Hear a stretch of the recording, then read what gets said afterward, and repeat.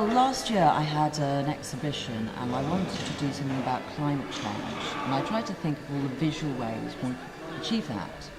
And I thought coral is such a great representation of something that is so incredibly sensitive to climate change. So I then joined forces with the costumer, Anna Cocciadiferro, who had been working at the Natural History Museum. And it seemed that she was doing coral workshops using textiles. And so we joined forces and have come up with this exhibition. We are touring using a textile called Poseidon's coat. And the idea is that Poseidon's coat is designed around the 10 most endangered corals on the planet. And then through a textile workshop, people will sew on turtles and clownfish and so on and so forth. And it's a fun way to engage a younger audience and an older audience into understanding the perils of what's happening to the coral reefs. Well, the light box, because my last exhibition last year, I used just one of the pieces of coral and had it lit beneath.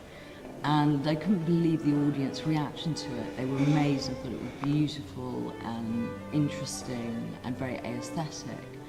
But I wanted to also deal this time more with not just it being aesthetic, but actually the spirit of the fact that this is bleached coral and it's been stolen from the sea. And so I wanted to have more of an emotive feel to it rather than just simply being aesthetic. So I am somewhat trying to achieve that because I've done a lighting design to it, that at moments it's sort of beautiful and pinks and how you would see it in the sea, and then the next minute it's looking very deathly and almost like a cemetery. I also wanted to do a film piece called Poseidon's Palace and use Greek mythology as an allegory, because the gods themselves, I like the idea that they've been stuck in libraries and they come back due to the internet and can't believe what state the world's in 2,000 years on.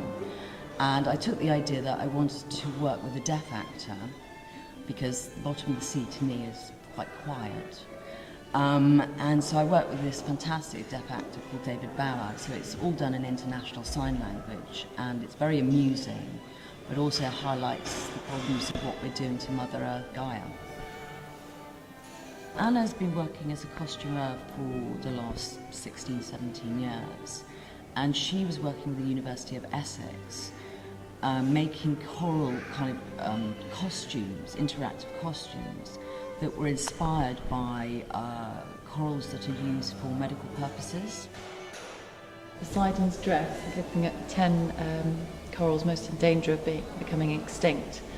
So we're looking at all different types of corals through using heat welding fabrics together and shibori techniques. We've also got interactive coral costume, which people are free to try on. This is a mushroom coral, which is a free-forming coral that moves around. It's one of the few corals that is actually free-forming and not based on the bottom of the sea. And we've got a Gorgonian coral, which is a soft coral, which you can try on as a glove. So it's just a few costumes we've got available for people to experiment with. And we're also, as I say, inviting people to come and try their sewing skills and add to our coral costume.